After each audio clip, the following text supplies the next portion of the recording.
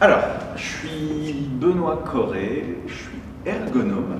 Je suis arrivé il y a une dizaine d'années sur Orléans pour mes études, pour faire un master en ergonomie. Je suis pas né en me disant je veux être ergonome, c'est juste que bon, en gros, c'était un peu la continuité de mes études et puis ça me permettait de m'éloigner un peu justement de la région parisienne. C'est là où j'ai fait mes études et c'est pas ce qui me faisait le plus rêver en termes d'environnement. Et à la suite de mon master en ergonomie, et ben en fait, j'ai créé une entreprise juste après, un cabinet de conseil. Pendant un an, on s'est dit qu'est-ce qu'on fait. On était plusieurs autour de la table à dire qu'est-ce qu'on fait, est-ce qu'on cherche un job, est-ce qu'on propose quelque chose, etc. Donc je suis passé par la chambre de commerce, par la boutique de gestion, par plein de trucs pour être accompagné. On est en janvier 2016, ça fait 8-10 mois qu'on réfléchit notre projet et donc on crée l'entreprise. C'est moi, 2 associés et aujourd'hui un salarié. On fait de l'ergonomie classique, santé au travail, pénibilité, risques psychosociaux, troubles musculo-squelettiques, tous les super sujets qu'on voit dans des boîtes, logistique, industrie, enfin, peu importe les entreprises. Pour vous donner un ordre d'idée, on peut accompagner des boîtes de couvreurs, ils sont 3 salariés, ils ont des aides, des accompagnements avec la CARSAT et autres, donc il y a 3 personnes, comme des Amazon, LVMH et tout le tralala. Beaucoup en région, un tout petit peu Paris, mais très légèrement, un tout petit peu Angers, et après on suit certains clients par contre partout en France, mais c'est parce qu'on a déjà le client.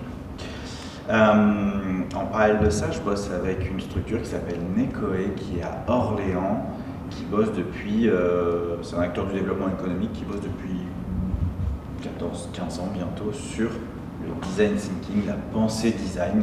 Qu'est-ce qu'il y a derrière ça? En gros, c'est une démarche de recueil de données, enfin une démarche de conception centrée sur les usages. Quand je dis ça, ça veut dire quoi centré sur les usages? Ça veut dire allons voir comment fonctionnent les gens sur un sujet pour pouvoir leur proposer quelque chose de pertinent. Voilà un peu pour qui je suis. J'aime beaucoup le bricolage, j'aime beaucoup travailler le bois, j'aime beaucoup les reptiles, j'ai plusieurs serpents et je suis originaire de l'île de la Réunion. Voilà. Ça c'est des choses pas forcément utiles, mais c'est bien de les partager.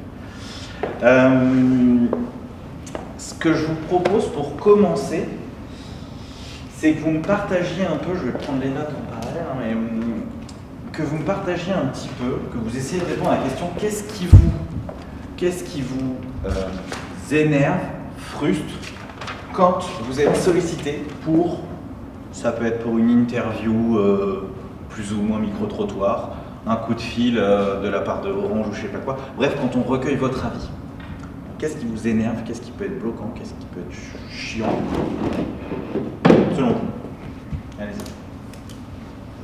Ne dites pas rien parce que je suis sûr que ça vous embête. Le temps qu'on y passe alors qu'on nous dit que ça dure que 2 minutes. Ok, donc décalage, est-ce que vous auriez 2 petites minutes, et puis au bout de 14 minutes, et donc au final, machin. Ok, le temps, ça me va. Quoi d'autre? Juste l'appel en fait, enfin, sur ce genre de choses. Pourquoi? Parce que je pense le sentiment que ça sert à rien. Alors pourquoi ça sert à rien? Est-ce que c'est parce que vous êtes clairement pas dans la cible? Est-ce que c'est parce... Ça arrive. Ok. Et pourquoi? En fait, c'est quoi le sentiment justement quand on vous... Alors je sais pas si soit on vous arrête dans la rue, soit on vous appelle. En fait, ça fait partie de leur process, Ouais. peut-être même de leur référentiel qualité ou autre, et qu'ils le font parce qu'ils doivent le faire, mais qu'ils n'en tireront pas forcément une exploitation qui me servira à quelque chose. Ouais. Ni sens, ni utilité. Et voilà. On est d'accord. Donc je suis potentiellement pas la cible. On m'a dit 2 minutes en fait, il y en a pour 15 minutes. Ça n'a pas vraiment de sens, pas vraiment d'utilité. Quoi d'autre? Le sentiment d'être utilisé. Ouais. C'est-à-dire il y a un décalage entre l'intention annoncée et la véritable intention. Votre qualité est tout pour nous, la qualité de la relation, c'est important pour nous, nanana. Vous êtes bien, Madame Mathieu? Non, pas du tout. Ah, d'accord. Ok, très bien, ça me va. La multitude des sollicitations. Ouais. C'est-à-dire qu'effectivement, on l'impression que c'est à chaque fois qu'on... C'est une démarche qui est presque systématique. Pour chaque entreprise. J'ai acheté, je ne suis pas très fier, un espèce de truc nul à Jiffy dans les types cadeaux à 5 € pour Noël. Hein. J'ai reçu un mail pour me dire qu'est-ce que vous avez pensé de ce. Vraiment, je crois que c'était un portoir à quelque chose, mais vraiment l'objet le plus bateau. J'avais vraiment envie, je me suis dit, allez, je vais prendre 10 minutes, je vais écrire un commentaire de type je suis très ravi vraiment de cette fonctionnalité. C'est bon quoi, enfin, il y a un moment donné où la culture de l'avis, de demander à chaque fois l'avis, mais vous mettez des toiles, machin, tout le travail. Et des fois, l'avis arrive beaucoup trop tôt par rapport à l'utilisation du produit aussi. Donc c'est un peu énervant parce qu'on te demande un avis alors que tu as ton produit depuis 2 jours. Voilà. Nickel âge. Ok. C'est bonne base. Est-ce qu'il y a autre chose? Quand ils sollicitent par exemple pour améliorer des choses ou pour obtenir notre avis sur des choses, alors que le service de base, hein, le produit de base lui-même n'est déjà pas au rendez-vous.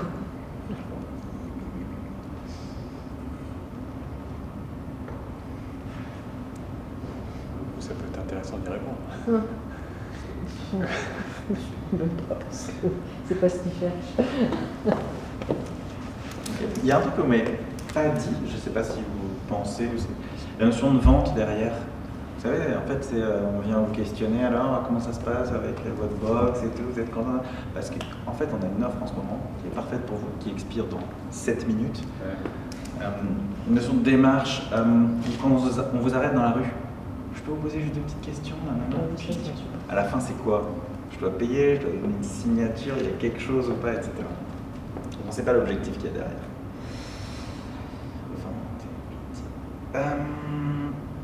En vrai, c'est déjà une bonne base, on ne va pas passer 3 heures là-dessus. Mais mon objectif de ce soir, ça va être de vous donner quelques clés pour justement ne pas être la personne qui est de l'autre côté du téléphone ou dans la rue ou autre. Et pour que vous alliez recueillir de la donnée de qualité, que ce soit dans le cadre d'un projet professionnel au sens je monte un business, que ce soit au sens juste de j'ai déjà un business et je veux avoir une approche service, que ce soit finalement j'ai déjà un projet, on m'a demandé de faire des étiquettes, je sais pas, des affiches, des trucs, en fait, est-ce que je suis bon qu'à ça ou est-ce que je peux aller questionner à quoi ça sert ce que je vais faire? Okay, donc c'est vraiment la logique que je veux vous apporter. Le fait qu'on soit 600 dans la salle fait que ça va être compliqué pour les questions, mais si vraiment vous voulez, c'est ok. Vous pouvez. Ça on en a parlé. Alors, dans mon métier, il y a 2 moments clés. Dans mon métier, je mets de côté la partie santé au travail, tout ça. Okay, là, je suis là pour la partie réflexion, conception de service, recueil de données lors d'un projet. Il y a 2 moments clés où il faut aller sur le terrain. C'est au moment où vous avez juste un bout d'idée. Tiens, je vais me lancer là-dedans, dans ce projet-là. Je veux lancer un magasin de sport à Blois. C'est ce qui me fait vibrer, c'est ce qui me plaît. Je vais aller explorer. C'est la première étape. Aller explorer ma cible. A priori. Je ne suis pas sûr que ce soit ma cible, mais a priori. Vous avez déjà entendu la notion de persona ou pas? En gros, c'est ma cible, mais pas ma cible au sens marketing. C'est pas je vise les 18-27 ans, CSP++, machin. Non, c'est ma cible en termes d'usage. Je vise les gens dans l'industrie qui ont une réflexion sur comment concevoir des machines spéciales à un instant T et qui fonctionnent comme ça, etc. Que ce soit un homme, une femme de 27 ans ou 64 ans, je m'en fous. Okay, donc c'est quel est son profil d'usage. Donc je vais aller rencontrer finalement, moi, je veux ouvrir mon magasin de sport à Blois, je vais aller rencontrer, c'est qui les différents profils à votre avis d'utilisateurs que je peux avoir? Ouais. C'est-à-dire les gens qui vont venir dans le magasin? Ouais, a priori. A priori? Ouais. Tous les gens qui sont sur place? Donc les gens qui habitent pas trop loin. Pas trop loin. Ok. Les sportifs. Lesquels?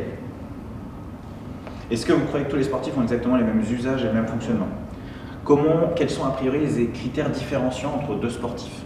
Ne me dites pas homme-femme ou 27-60 ans, ça on s'en fout. Un sportif perso puis un sportif pro. Ok, donc ça veut dire que je vais aller voir quelqu'un qui est plutôt sport pro au quotidien et puis sport du dimanche, quoi. Ok, donc a priori c'est des usages différents. Est-ce que j'irais pas voir aussi quelqu'un qui est très sport spécifique et un peu multisport, quoi. J'ai besoin d'un short parce que je sais que je vais aller courir, faire un foot avec des potes, etc. Je fais beaucoup de sport. On part du principe que ça, ce sont des critères un peu différenciants, a priori. Donc je vais aller explorer les usages de ces gens-là. Je vais aller comprendre comment ces gens-là fonctionnent. À ce moment-là de mon projet, je ne vais pas leur dire bonjour. Si j'avais un magasin de sport à Blois, ça serait bien ou pas pour vous? Oui, non. Non. À ce moment-là, c'est bonjour, vous êtes sportif du dimanche, c'est pour ça qu'on se rencontre.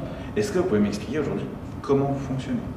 Comment vous fonctionnez sur certains thèmes, c'est-à-dire comment vous achetez les choses?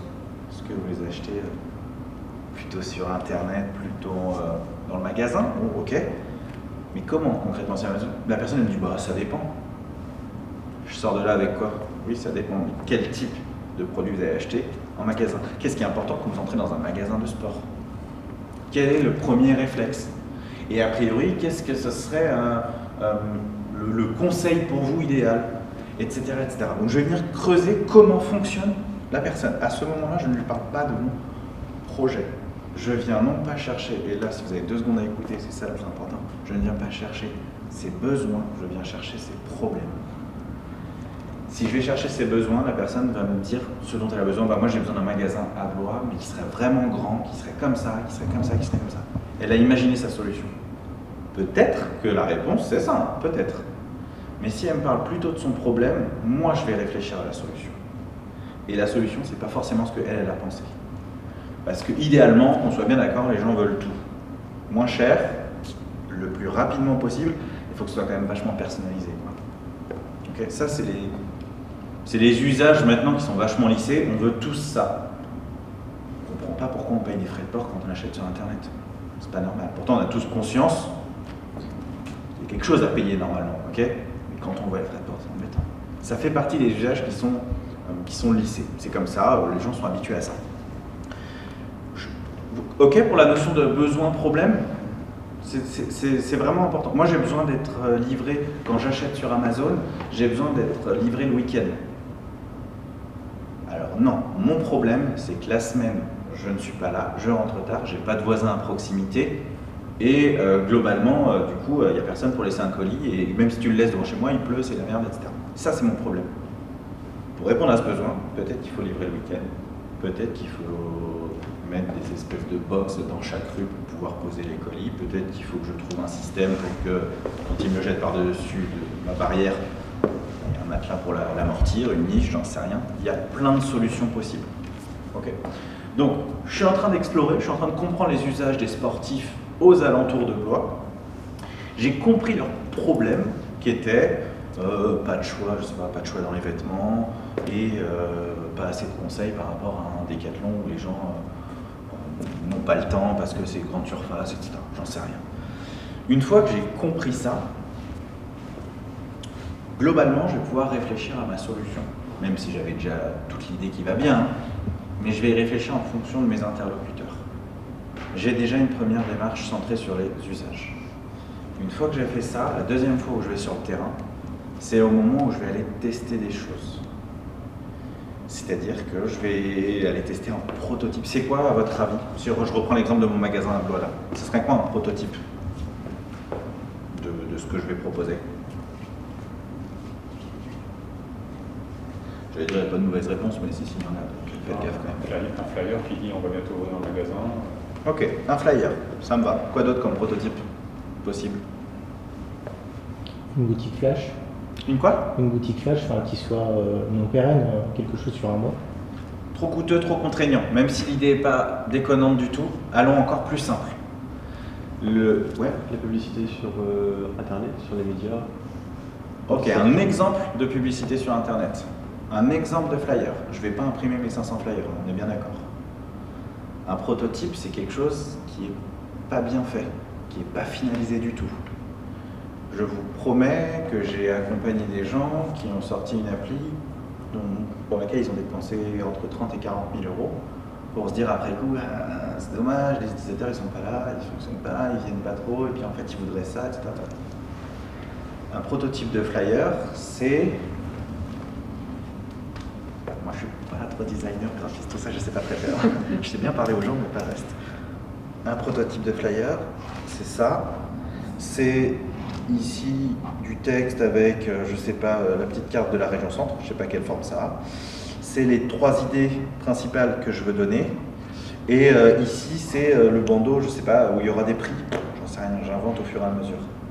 Ça, c'est ce que j'imagine. J'en fais un prototype. Soit je dessine comme Benoît, dans ce cas-là, je fais vraiment un truc Word moche. Soit j'ai un designer graphique ou dans l'équipe qui peut rendre ça un peu plus joli, et tant mieux. Alors quand je dis joli, c'est pas le bon mot, pardon, un peu plus adapté à ce que je propose. Et c'est encore plus cool. Mais moi, ça me suffit. Ça me suffit plus du coup. ça me suffit pour aller tester quelque chose avec un utilisateur. Ok ? Je vais auprès de l'utilisateur, je dis voilà, on a imaginé d'ouvrir un magasin à Blois. Avant de sortir les flyers, on a réfléchi à qu'est-ce qui pouvait marquer un client, qu'est-ce qui pouvait faire qu'il allait se dire « Ah tiens, ça pourrait être chouette d'aller au magasin de Blois, etc. » Voilà les idées. Première question, qu'est-ce que tu en comprends? Deuxième question, est-ce que c'est clair pour toi? Et là, ensuite, je rentre dans un test utilisateur. Mon test utilisateur, je peux le faire avec un flyer, je peux le faire avec une publicité sponsorisée sur les réseaux, une fausse, pareil. Je fais un faux montage, je dis tiens, il y a ça. Est-ce que vraiment ça t'attire l'œil? Qu'est-ce qui fait que tu vas cliquer? Etc. J'ai des missions. On en reparle après de cette notion de mission quand on est sur le test utilisateur. Donc j'ai des choses à tester. Un flyer, une fausse pub sur les réseaux sociaux. Quoi d'autre? Qu'est-ce que je peux tester? Qu'est-ce que je peux prototyper? Mon magasin. De la même façon que ça, je dessine mon magasin en 2D bien moche, ou alors je suis balèze et je fais un SketchUp ou je ne sais quoi pour faire un truc un peu 3D, un peu plus joli. Mon magasin 2D, voilà, j'imagine que tu rentres par là, tu as cette affiche-là, qu'est-ce que tu en comprends? Est-ce que tu passerais par là? Etc. Est-ce que je peux pas tester ça sous forme de parcours utilisateur? Est-ce que vous avez déjà entendu ce mot-là? Un parcours utilisateur, un parcours client. Alors le parcours client, c'est ce qui est souvent idéalisé, c'est-à-dire le client, il clique là, il fait ça, il fait ça. Ça, c'est pas un parcours utilisateur au sens de l'usage. Un parcours utilisateur au sens de l'usage, dans mon exemple-là, il commencerait par quoi selon vous? Ce serait quoi la première étape? Le nom du magasin? Non, le parcours utilisateur, il commence par l'usager. Donc c'est moi, Benoît, qui habite à Blois, qui va se remettre au sport après quelques années. Le fait de se garer. Avant ça même. Avant ça. Et ouais. Comment identifier le... Sur l'adresse, sur le lieu? Je m'appelle Benoît, j'habite à Blois. J'ai arrêté le sport il y a un peu trop longtemps. Je décide de m'y remettre, je regarde sur Google. Ça, c'est une première entrée possible. Je suis en voiture, je passe devant le 4x3 avec marqué « Nouvelle salle de sport à Blois ». Ça, c'est possible aussi. Okay. Donc, on va, en fonction de l'utilisateur, qui ne va pas être le même, sportif du dimanche ou sportif aguerri qui est déjà sur des forums et tout le tralala, qui sera déjà au courant avant même que vous ayez lancé le concept qu'il y aura une salle de sport à Blois, ou un magasin, pardon. Et toutes mes étapes, elles vont être sur l'expérience de A à Z.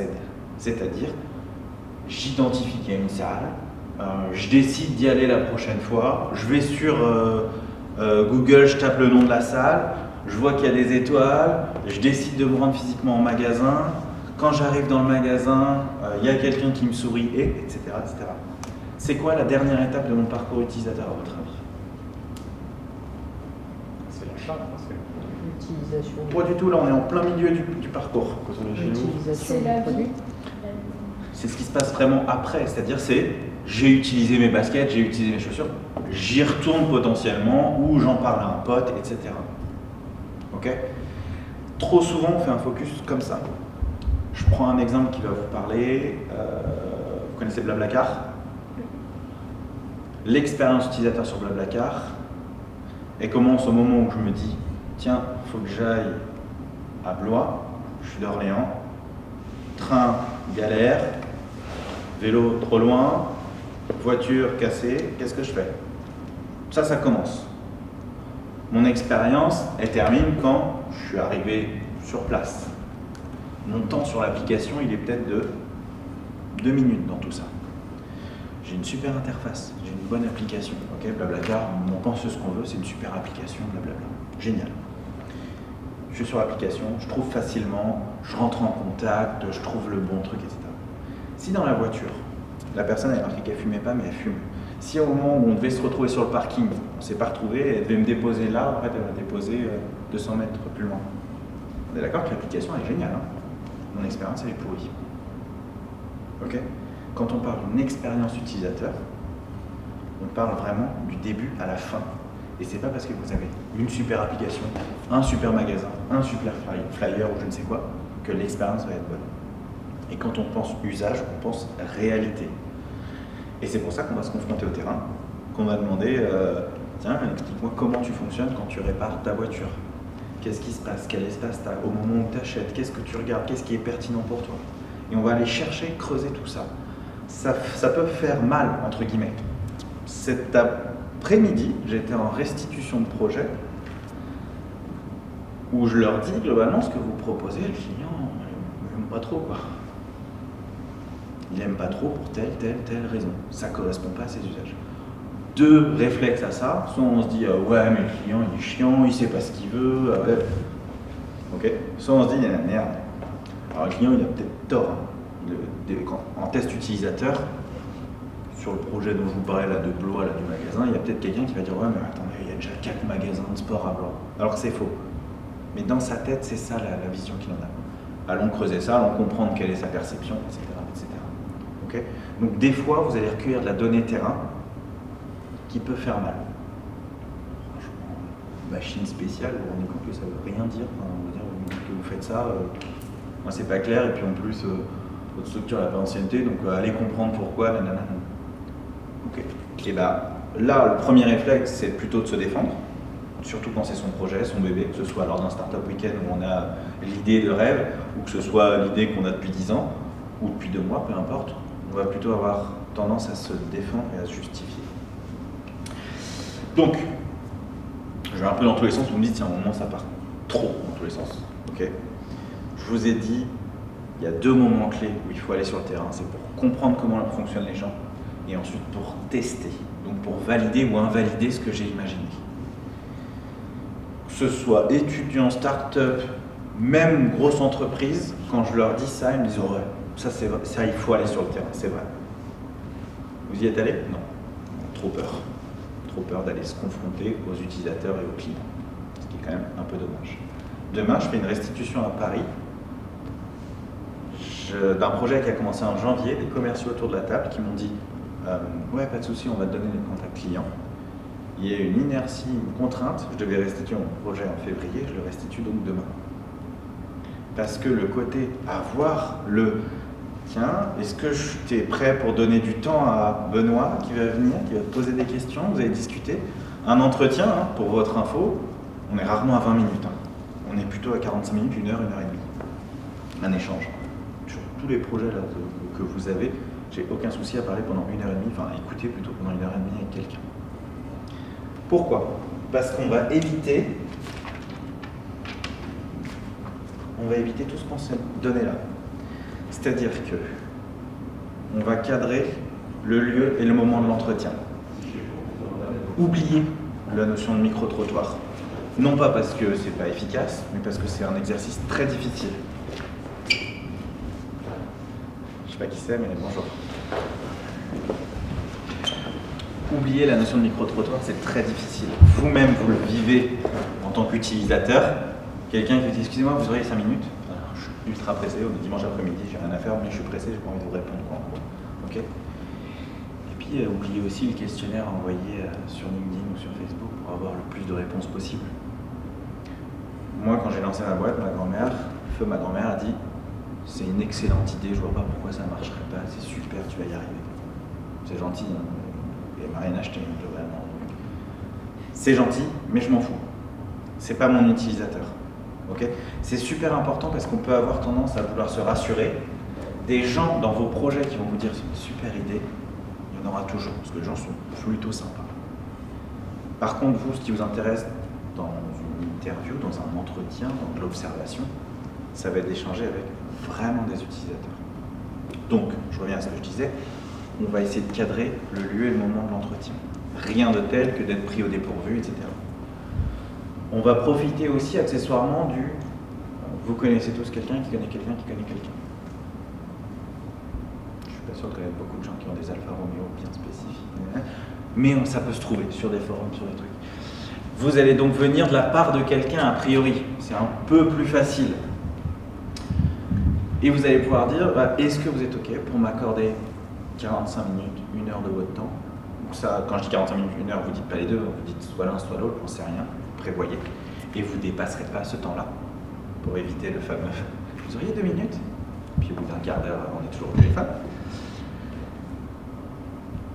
Le lieu, le moment, on va aussi s'imprégner bien du sujet, mais ça j'ai pas peur, c'est vos projets perso. Pourquoi? Alors, en sciences humaines, il y a un phénomène qui arrive, ce qui est assez, très très logique même. On ne parle pas de soi à une personne qui serait inconnue de nos problèmes. Typiquement, je vais demain questionner un milliardaire, peu importe le sujet, il y aura sûrement un décalage. Quand il va me répondre, il va avoir de la retenue sur certains trucs parce qu'on n'est pas dans le même monde, quoi. Donc globalement, ça va être un peu délicat, qu'il me rentre dans le détail de sa vie pro-perso, peu importe, parce qu'on n'est vraiment pas dans le même monde. Donc pour limiter ça, il va falloir que je maîtrise très bien mon sujet au maximum, que je vive mon sujet. Il y a rarement de soucis parce que c'est souvent vos projets, vos bébés. Qu'est-ce qui va se passer? Je prends un exemple. Qu'est-ce qui va se passer si moi j'ai un projet de super start-up sur la gestion des gamins quand on est divorcé entre parents? J'ai un projet là-dessus. Du coup, je vise les parents qui viennent de se séparer depuis pas longtemps. Je fais un entretien avec des gens cibles que j'ai trouvés. Je discute avec eux. Si la personne elle me dit ouais, vous savez, moi c'est compliqué, je suis en garde alternée, et je lui dis c'est quoi juste la garde alternée? Son cerveau va faire ok, donc c'est lui qui vient poser des questions sur un sujet qu'il est en train de lancer, il sait même pas ce que c'est. Ok. Et là, tout de suite, on dit ok, donc en fait, ok, c'est quoi? C'est un étudiant de je sais pas quoi qui vient me poser des questions, c'est un gars qui a un projet, je sais pas trop ce que c'est. Donc je vais poser mon cerveau et répondre gentiment. Oui, en fait c'est ça. Et je suis plus dans l'échange vraiment, où je vais avoir de la matière pertinente. Ok. Donc on va dire que vous cadrez tout ça. Ensuite, on rentre dans le moment de recueil. C'est quoi les moyens divers et variés pour recueillir de la donnée sur notre livre auprès d'utilisateurs, de clients potentiels? Il y a quoi? L'échange physique. Ouais, un entretien. Entretien physique. Ok, donc c'est ce qu'on disait. Est-ce que vous aurez 45 minutes, 1 heure, on se cale à un endroit, etc. Ça me va. Quoi d'autre? Observation. Pardon? L'observation. De l'observation. Et si je vais plus loin, il y a plein de types d'observation. Pareil, en sciences humaines et sociales, pléthore d'écrits là-dessus. Si je peux vous donner 2-3 exemples d'observation, de méthodes, il y a l'observation de flux, par exemple, plutôt quantitative. Okay, je me mets dans un espace et je regarde ce qui se passe et je quantifie. Parce que sur un de mes projets, c'est lié à ça, voilà, j'ai besoin de faire ça. Okay. Il y a ce qu'on appelle, la mouche sur le muon, un truc comme ça. Bref, c'est en gros, je me poste à un endroit et je regarde l'utilisation d'un service ou d'une machine. Vous me direz, sur un Blablacar, par exemple, c'est compliqué. Par contre, sur un accueil de chambre de commerce, c'est pas infaisable. Je m'assois là, dans une salle, à l'accueil, et je vais observer pendant plusieurs heures, à des créneaux bien spécifiques. Je vais juste regarder ce qui se passe. Ok.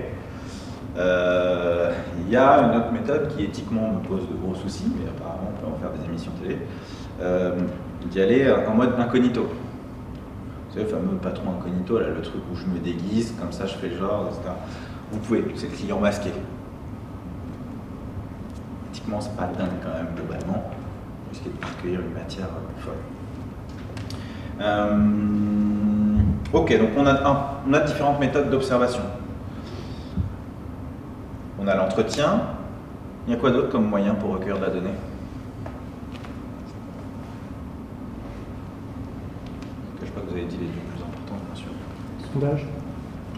Le questionnaire sondage, qui est la solution de facilité, mais pourtant une des solutions les plus difficiles, je pense. Le réflexe, c'est on fait un questionnaire. On l'envoie, on aura plein de réponses. Et je crois que vous avez préparé une question. Ouais. Pensez-vous que c'est important de faire attention à la planète actuellement? Oui ou non? Vous comprenez quand même qu'il y a des questions, je vous fais dire un peu ce que je veux.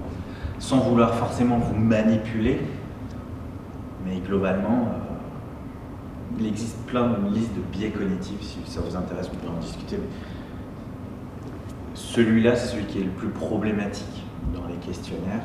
C'est globalement, je ne vais pas dire des choses qui ne sont pas très favorables pour moi. Même si c'est anonyme, est-ce que vous regardez plutôt TF1 ou Arte? Arte, quand même, j'aime bien. Menteur. Ok. Les questions dans ce style-là, vous allez tout le temps les poser dans vos projets. Même si moi, je vous propose vraiment d'avoir une approche de service, c'est vraiment du sur-mesure pour vous. Je suis beaucoup dans la relation client. Est-ce que c'est important pour vous? Oh non, je préfère vraiment qu'on me traite comme de la merde, vraiment, c'est génial. Mais non, mais les questions comme ça ne fonctionnent pas. Okay, donc, sur un questionnaire, faites très attention. Alors, sur un entretien, bien entendu, mais sur un questionnaire, faites très attention à toutes ces questions qui sont fermées, orientées pour aller dans votre sens. Posez-vous vraiment la question de est-ce que la personne, elle peut répondre à tout? Okay. 8 minutes, je crois. Je me le suis noté, je ne sais jamais par cœur. Au-delà de 8 minutes, le taux d'abandon d'un questionnaire est passe de 5 à 20%. Donc évitez les questionnaires super longs. Moi, c'était mon erreur du début. Au tout début, je me disais, si je veux faire un questionnaire quali, où les gens peuvent écrire, etc., il faut rentrer un peu dans le détail. Les gens, ça les saoule, quoi. Okay. Donc faites attention à ça. Je me suis noté aussi, pensez, si vous faites un questionnaire, la fameuse petite brique autre. Laissez l'autre parler, ok? Alors c'est plus chiant pour les statistiques parce que du coup la personne elle va écrire une phrase plutôt que les chiffres de 1 à 5, 5 à 10, 10 à 20. Plutôt que de cocher, elle va pouvoir écrire, mais au moins elle pourra s'exprimer, la personne, ok? Alors ça arrive pas souvent, mais ça peut être une erreur bateau. Si vous le faites en ligne, assurez-vous de la cohérence des questions. Je réponds à la première question qui est avez-vous des enfants? Moi, je vais cocher non. 3 questions plus loin, c'est à quelle heure à peu près amenez-vous vos enfants à l'école? Et c'est une question obligatoire, donc je ne peux pas passer. Donc il faut que je réponde, sauf que j'ai dit plus haut que j'avais pas d'enfants. Il y a une incohérence. C'est bateau, mais ça fait partie des questionnaires un peu faits rapidement qui ne fonctionnent pas. Vous pouvez aussi, ça c'est plus pour votre culture, il y a des instituts de sondage, des trucs qui fonctionnent, où en fait c'est des gens qui répondent aux questions, etc. Ils mettent une question, je ne sais plus quel nom ça porte, pour être sûr que la personne ne répond pas au hasard. Donc en fait, au bout de, je sais pas, 20 questions sur l'utilisation des smartphones, des tablettes, des ordinateurs, il y a marqué pouvez-vous cocher la réponse 3 s'il vous plaît. C'est ça le nom de la question. Et en fait, comme ça permet de vérifier si la personne ne coche pas juste au hasard toutes ses réponses. Vous n'avez pas à faire ça. Questionnaire, entretien, observation, plein d'autres méthodes, mais globalement, on touche du doigt ce qui est le plus important. L'entretien, que ce soit exploratoire ou en test utilisateur. Vous vous rappelez, c'est les 2 moments où on va sur le terrain. Je vous propose de vous parler d'un truc un peu important, qui est la posture de recueil. Alors, il y a 2 éléments clés dans la posture de recueil, selon moi. C'est le fait de... En fait, je ne vais pas vous parler si je me sens jugé. Si je sens que vous pouvez me juger sur quelque chose, je ne vais pas me libérer. Ok, je ne vais pas parler facilement comme ça. Donc, pour éviter cette notion de jugement, il faut que j'arrive à montrer à l'autre que je suis prêt à tout entendre. Si je vous dis, je prends toujours ma maison, il fonctionne bien, je fais une étude sur la perte de poids, Donc on s'est rencontrés parce que je fais une étude sur la perte de poids et vous m'avez dit que vous faisiez un régime depuis 6 mois. Est-ce que vous pouvez me dire un petit peu là sur les 6 derniers mois si vous avez perdu 3, 4, 5 kilos, voilà, juste pour me rendre compte. Ça choque personne. Qu'est-ce qui vient de se passer potentiellement dans ta tête? Il vient de se passer, c'est lui qui m'interroge sur le sujet de la perte de poids, c'est sûrement son expertise, il est en train de créer quelque chose, et il me dit qu'en 6 mois, c'est pas incohérent si je perds 3, 4, 5 kilos. Si la personne a perdu 30 kilos, pas de souci, elle se dit non, elle a perdu 30 kilos, ça va, plus que ça. Là. Si la personne a perdu 100 grammes, si la personne a pris du poids, vous croyez ça va être quoi dans sa tête? Elle va dire 3 options, soit elle vous envoie chier, et là tant mieux, ah bah non, j'aimerais bien, mais c'est pas comme ça, ok. Soit elle vous ment, oui, c'est ça, voilà, 3, 4, 5 kilos, un petit peu moins. Ok. Soit elle se braque, non, bah moins que ça. Et hop, on se met comme ça, et là, pareil, vous savez que vous n'allez plus pouvoir tirer la matière. C'est quoi bien gagner sa vie pour toi? À partir de combien gagne bien sa vie? Là, inconsciemment, tu peux te sentir jugé. Parce que, est-ce que je vais oser dire que pour moi, en dessous de 10 000 balles, on gagne pas bien sa vie?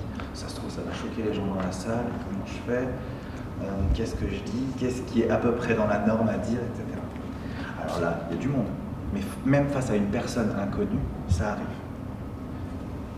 Réflexe, vous donnez les extrêmes. Je sais pas, est-ce que bien gagner sa vie, c'est gagner 600, 800 euros par mois, 1000 euros, 10 000 euros, 50 000 euros? Je me rends pas compte. Là, ce qui se passe dans la tête de la personne, c'est ok, donc globalement, entre 600 et 50 000 euros, la personne ne va pas me juger parce qu'elle m'a dit que c'était possible. Donc je donne ma réponse. Ok? Donc pensez à toujours, quand vous êtes dans de l'échange, dans du recueil d'informations auprès d'un utilisateur ou d'un client, pensez toujours à vous dire, faut que je lui montre que je suis prêt à entendre des choses de type, oh là là, moi j'ai le temps de rien en ce moment, c'est compliqué, vous savez, ou moi quand j'achète sur internet, je fais très attention à ça, ou moi quand je fonctionne et que j'ai besoin d'avoir un entretien avec quelqu'un, je discute avec lui au moins pendant 3 heures, etc. La personne avec qui vous êtes, il faut qu'elle se sente pas jugée. Okay, c'est super important. Et il y a une deuxième notion qui est très très drôle, qui vous sert au quotidien, c'est pas du tout drôle. L'empathie. Alors c'est un mot de tarte à la crème, on l'entend partout. Moi je fais preuve d'empathie. Moi je suis trop empathique. Quand les gens sont tristes, je suis triste aussi. C'est pas ça du tout. L'empathie, c'est pas se mettre à la place des autres. Ok. C'est une erreur de croire ça. Est-ce que quelqu'un a des chats dans la salle? Oui? Combien de chats? Un seul. Un seul? Un seul aussi. 2 chats? Yes! Alors, tout le monde n'a pas vu parce que du coup, vous êtes arrivé un peu après pour certains. Mais comment c'est ton prénom? Vincent. Vincent, quand il est arrivé, il pleurait un peu, les larmes aux yeux. Et il me disait, je suis désolé, je vais peut-être pas rester toute la soirée parce que voilà, il y a un de mes chats qui est mort, j'ai 2 chats, il y a un de mes chats qui est mort, donc c'est un peu compliqué pour moi, etc. Première option, je fais preuve de sympathie, je vais m'asseoir à côté de lui, je pleure aussi. En plus, ça tombe trop bien, j'ai aussi 2 chats. Donc vraiment, je peux me mettre à sa place. D'ailleurs, ça, si je pleure avec lui, c'est plutôt, je crois, c'est une sorte de sympathie, je sais plus si c'est ça le bon terme. C'est pas ce qu'il faut faire, on est bien d'accord. Par contre, je peux faire preuve d'empathie au sens me mettre à sa place, puisque moi aussi j'ai 2 chats, donc vraiment là ça marche trop bien quoi. Sauf que moi, si un de mes chats meurt, j'en ai vraiment rien à foutre. Donc je fais preuve d'empathie, je me mets à sa place, lui il est en train de pleurer, et moi pourtant, j'en ai rien à foutre. Donc ça marche pas. Okay, on ne se met pas à la place des autres. On comprend, on essaie de comprendre le processus schéma mental de l'autre. Il a perdu un chat, il est triste, ça doit être compliqué. Point. J'ai compris comment tu fonctionnais, c'est tout. Ça ne veut pas dire que je suis d'accord, ça veut pas dire que je pense la même chose, ça veut pas dire que je réagirai pareil. C'est ultra important parce qu'on a trop tendance à se dire bah moi mon client quand il fait ça, je pense qu'il doit faire ça, ou si je me mets à sa place, tu ne te mets pas à sa place, ça ne marche pas. Okay. J'ai accompagné il y a quelqu'un il n'y a pas longtemps et qui avait un poste de cadre sup, qui est chez Pôle emploi maintenant, qui me dit bah Benoît, écoute, c'est compliqué, maintenant que je suis chez Pôle emploi financièrement, je suis à 6 400 € par mois, donc je galère, c'est difficile. Donc là, c'est le max des indemnités, je crois. Là, vous croyez que je peux faire preuve d'empathie ou pas là? Oui. Comment je fais pour faire preuve d'empathie face à quelqu'un qui me dit ça? Il faut essayer de comprendre pourquoi il dit ça. Je vais chercher à comprendre. Je vais me dire, bah, il va m'expliquer, et puis il va me dire qu'il a 17 Lamborghini, 14 apparts dans le 16e et dans le 6e, donc c'est compliqué ça. J'ai compris que financièrement, c'est des galères pour lui par rapport à cette situation-là. Point. Est-ce que je suis d'accord? Non. Est-ce que si j'étais à sa place, je me dirais que c'est compliqué? Bah non. Donc, vous voyez, je ne peux pas me mettre à sa place. Parce que moi, à ta place, 6 400 balles par mois, tais-toi, ne me dis pas que c'est compliqué, c'est n'importe quoi. Donc arrêtez, ne vous mettez pas à la place des autres. Essayez de comprendre comment ils fonctionnent. Si la personne vous dit « Oh là là, moi, je fais des journées de 5h30, j'en peux plus, je suis crevé. » Je fais pas mes journées de 10 heures à moi alors, hein. On s'en fout, c'est pas le sujet. Okay, donc, pas de jugement, vous êtes prêt à entendre de là à là, faites preuve d'empathie et un dernier truc, ne séduisez pas sur la posture. Et ça, c'est, je peux dire c'est la chose la plus importante, mais c'est ce à quoi vous pouvez être confronté quand vous avez quelque chose à vendre, un produit, un service, une idée à vendre. C'est-à-dire que ça, c'est mon flyer de la salle de sport. Et donc, je vais te le présenter en test utilisateur. Je dis voilà, donc on a mis finalement, on a mis la bande ici avec les euros, avec le fond bleu là. Enfin, qu'est-ce que tu en penses? Si la personne me dit, en fait, je comprends même pas pourquoi vous avez mis les trucs à droite, les euros à droite. Premier réflexe que vous pouvez avoir, c'est de dire, en fait, on a réfléchi, on s'est posé la question, on a fait un petit brainstorming et on s'est dit, finalement, les euros, ta gueule, ça sert à rien, tu es en train d'argumenter et d'expliquer à ton client pourquoi tu as choisi ça. On s'en fout. Dis-lui plutôt, ok, tu l'aurais vu où ailleurs, ton truc des euros là, où est-ce qu'on l'aurait pensé, et qu'est-ce que tu as compris quand tu vois ça, etc. Allez comprendre. N'allez pas argumenter pourquoi vous avez fait ce choix-là. Ah bah j'ai choisi de monter un boîte, il s'appelle comme ça parce qu'en fait historiquement, on s'en fout, vraiment. C'est très très important. Et quand c'est votre projet, quand c'est votre bébé, vous avez tendance à vouloir argumenter.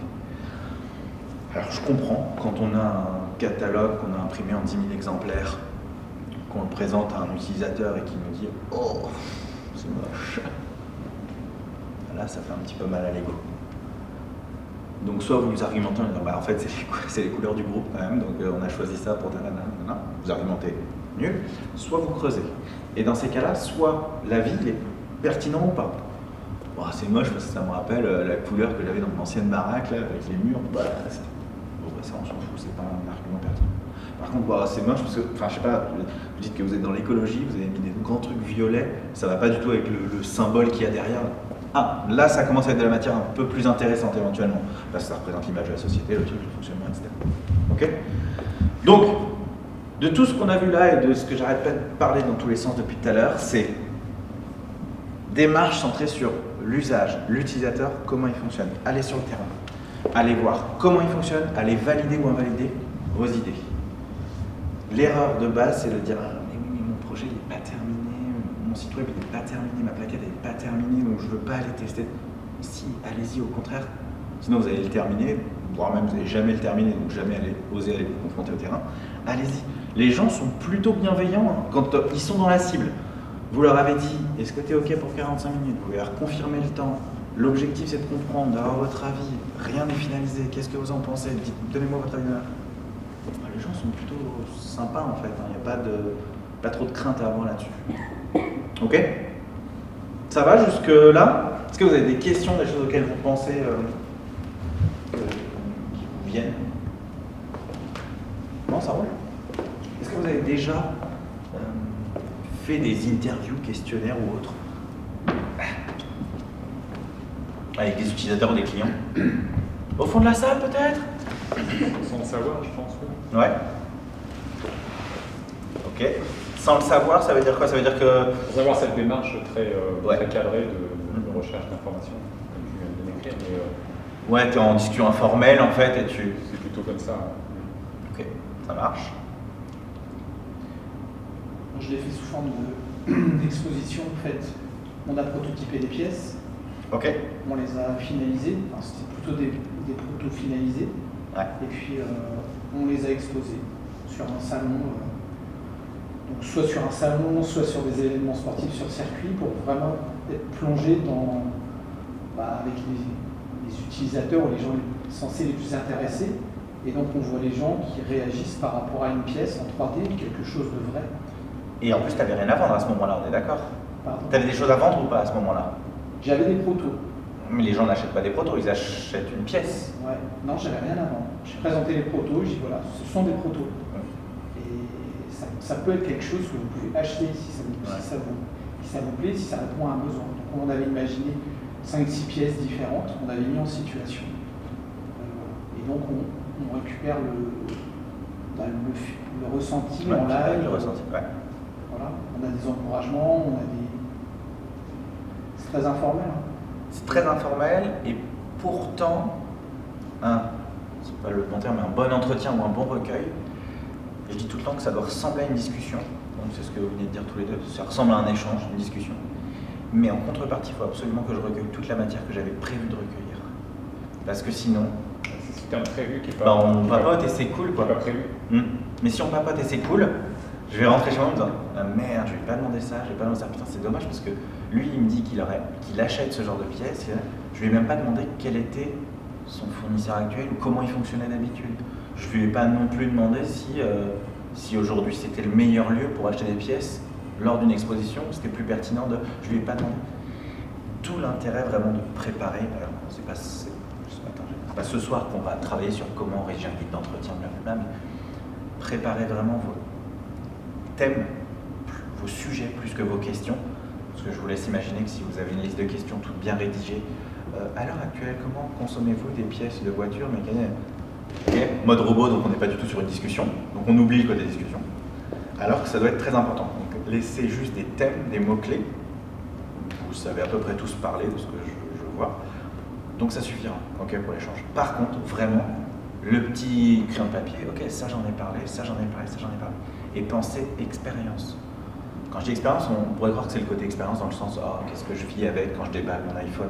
Non, quand je dis expérience, c'est, je suis fan de circuit, pièces automobile, j'ai besoin de, où est-ce que je vais chercher, comment je vais chercher, qui potentiellement peut m'amener cette info-là. Est-ce que c'est dans mon club de passionnés? Est-ce que c'est Internet? D'ailleurs, est-ce qu'Internet c'est vraiment fiable? Est-ce qu'il y a des magazines qui sont fiables? Donc là, j'aurai déjà mes sources de là où moi je dois communiquer. Après, une fois que je reçois, qu'est-ce qui se passe? Comment je le vis? Est-ce qu'il me manque la notice de montage parce qu'en fait, ils ont oublié que j'étais fan mais pas expert mécanique? Est-ce que, etc. Okay.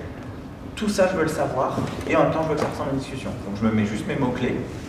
Et je précise bien à la personne que est-ce que vous êtes OK par contre pour échanger sur une dizaine de minutes. Et si c'est pas aujourd'hui, ça peut être dans 2 semaines, 3 semaines, etc. Si c'est dans 2 semaines, 3 semaines, on n'échange pas 10 minutes, on échange une demi-heure, 3 quarts d'heure. Votre sujet amène à discussion. Des questions, des remarques, quoi que ce soit?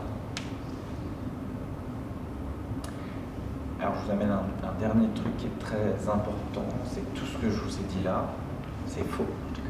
Tout ce que je vous ai dit là, c'est une des 3 étapes du terrain. C'est le recueil. Ça ne sert strictement à rien si vous ne traitez pas et vous n'analysez pas derrière. Mis à part se faire plaisir et dire j'ai entendu des choses, donc c'est plutôt cool. Si vous ne traitez pas la donnée, vous ne l'analysez pas, globalement vous n'en faites pas grand-chose. Ça se valorise la donnée utilisateur. Okay? Donc ça veut dire que je sors d'un entretien en me disant finalement, qu'est-ce que j'ai appris? C'est quoi les 3-4 grandes choses que j'ai apprises sur cet échange-là? Même si c'est un échange plutôt informel qui a duré 10 minutes sur une expo ou un simple. Je me suis rendu compte de ça. Quels étaient les verbatim, les phrases qui ont été dites? Dans un entretien classique, si vous vous posez la question, oui, on enregistre un entretien classique. Ou en tout cas, je vous invite à le faire. Alors pas en disant bonjour, je vais enregistrer. Ça, non. Par contre, en disant est-ce qu'il y a possibilité que j'enregistre pour pouvoir notez 2-3 trucs, c'est pour moi, et ensuite je supprime. Si vous préférez pas de souci, vous verrez. Mais globalement, sauf si vous êtes sur un sujet ultra touchy, ce qui peut arriver sur de la machine spéciale en industrie, ça peut. Globalement, les gens sont plutôt OK. Ça vous permettra de ressortir des vrais verbatim, des vraies phrases issues de personnes qui sont vos potentiels utilisateurs et clients.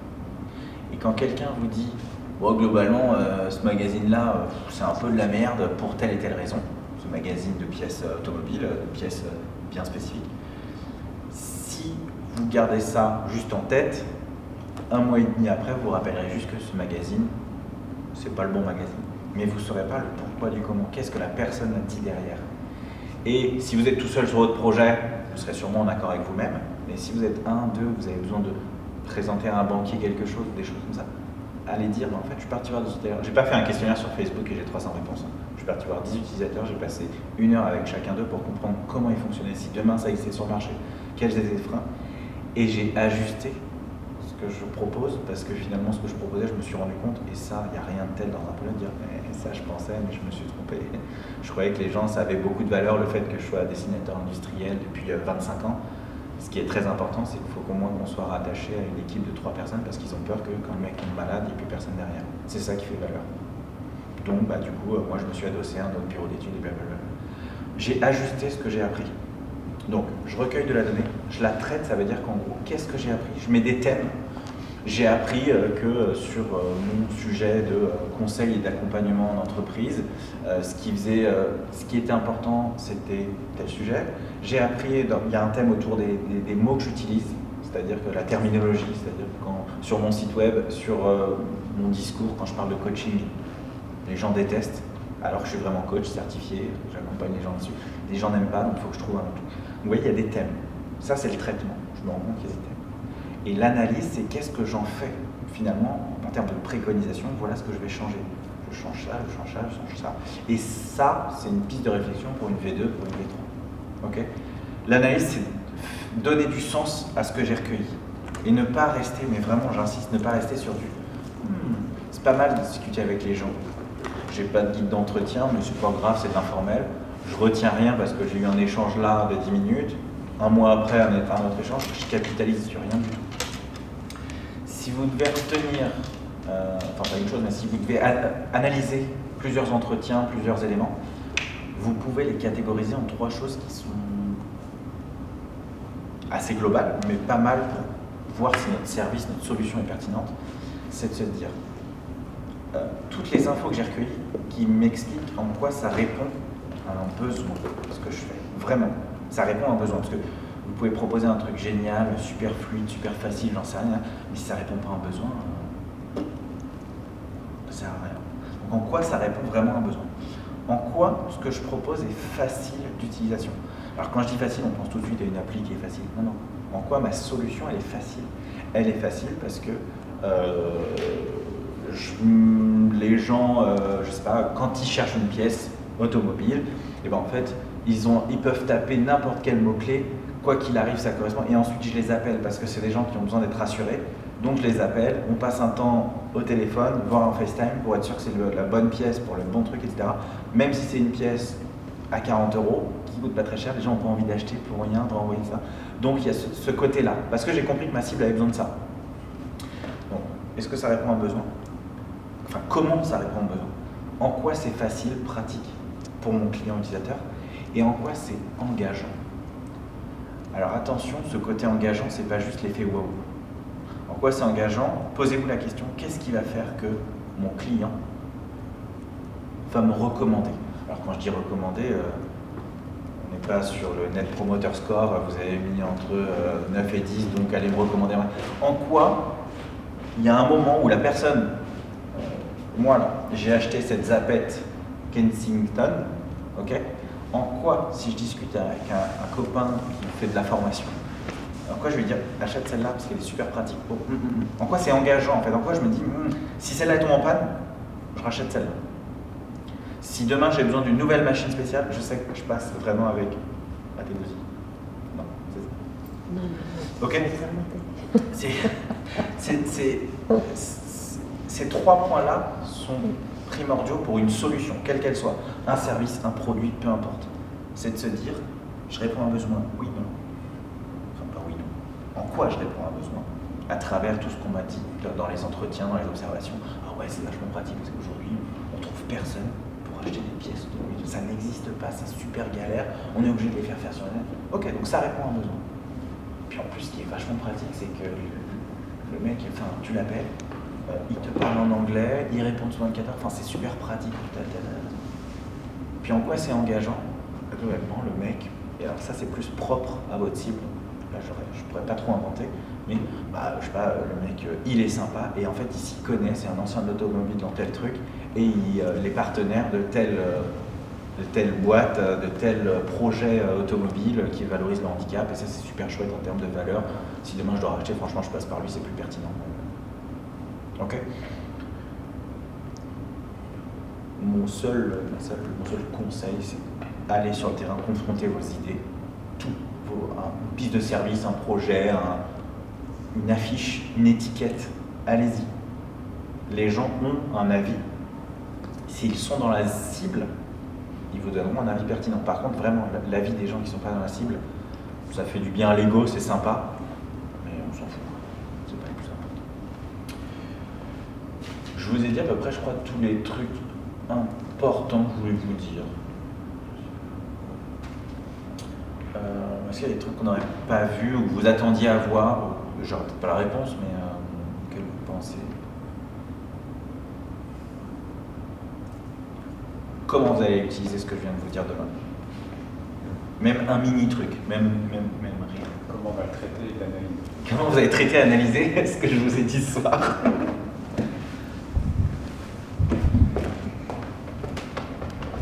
Est-ce que la prochaine fois que vous allez être en discussion informelle, vous allez préparer un truc, les gars, juste 2-3 thèmes, 3 questions, vous allez, au moins je vais capter ça. Nous on parle de ce que je dis, je vais dire pas mal de choses similaires à ça. Je pense que la préparation, c'est important. Un entretien d'1 heure, pour info, un entretien d'1 heure, quand on est un peu plus ou moins entraîné, etc. Alors un guide d'entretien déjà pour un projet, moi je passe une demi-journée et j'en ai fait des dizaines et des dizaines. Donc je vous laisse imaginer qu'il faut se dire qu'est-ce que je veux savoir, je lis toutes les questions, ensuite je mets juste les mots-clés, ensuite je vois si je me répète pas trop, ensuite je vois si ça tient bien 1 heure, je fais peut-être même un essai à blanc, et puis let's go, j'y vais. Tout ça, ça prend un peu de temps. J'ai préparé mon guide d'entretien, 2 mois après, j'ai besoin de l'utiliser. Il faut que je me remette un peu dedans. Je prends une demi-heure, je fais 20 minutes, je fais l'entretien, 1 heure d'entretien. Et qu'est-ce qui se passe après? Je traite et j'analyse. Pour un entretien, 1 heure, alors je vous invite à ne pas tout retranscrire. Alors, j'écoute, j'ai dit ça, donc je retranscris tout. Non, vous retranscrivez les idées principales. Si vous retranscrivez tout, 1 heure, vous en avez pour 2 heures pour retranscrire tout. Donc, comme vous voulez, mais je vous invite à ne pas le faire, prenez juste les mots-clés. Vous prenez des notes pendant l'entretien, vous réécoutez en x1,5 ou x2, comme ça vous réécoutez que les choses importantes, les petites verbatimes qui sont pertinentes, qui font valeur, que vous allez demain pouvoir mettre sur votre site web ou sur votre je ne sais quoi, mettre en avant ça. Personne ne m'a demandé au bout de combien d'entretiens c'était valide ou pas. Je viens de penser à ça, c'est souvent un truc qu'on me demande, je dois dire que vous ne l'ayez pas demandé. Un questionnaire, on dit qu'à partir pour 2 variables distinctes, donc en gros oui, non, il faut une trentaine de répondants. Là, on n'est pas du tout sur cette démarche-là, on est sur du qualitatif. Donc en fait, la donnée elle est valide, on ne cherche pas du tout la représentativité. Ça peut être un peu frustrant, on se dit, bah oui, mais quand je vise mes clients, je les vise tous, quoi, je ne peux pas être spécifique. Ouais, mais en fait, j'ai tellement bien fait mon profil, je sais qui m'intéresse, que je préfère passer 4, 5 entretiens. 2 fois s'il faut, c'est-à-dire qu'en fait, je vais le faire une première fois en exploration, puis en test, c'est parti, 4-5 fois en exploration, 4-5 entretiens, et en test, je vais faire 2 itérations souvent, c'est-à-dire qu'en gros, je présente mon flyer une première fois, qu'est-ce que tu en penses, qu'est-ce qui est déconnant. Puis au bout d'un moment, les mêmes retours qui reviennent à chaque fois au bout de 4, 5, 6 entretiens, je corrige mes trucs et je retourne en test. Rien que ça prend un temps monstrueux. Mais faites-le. Enfin, c'est ultra important. Si vous acceptez de vous en prendre un peu plein la face sur certains trucs, quoi. Parce qu'on va vous dire, c'est un peu nul quand même. Et puis, mais moi c'était mon idée, elle était géniale. Ok, ça roule? Ça va ce qu'on a vu un peu, enfin c'est... Ok. Bon, et ben merci pour votre temps. C'était agréable. Merci. Super de projeter sur ce point.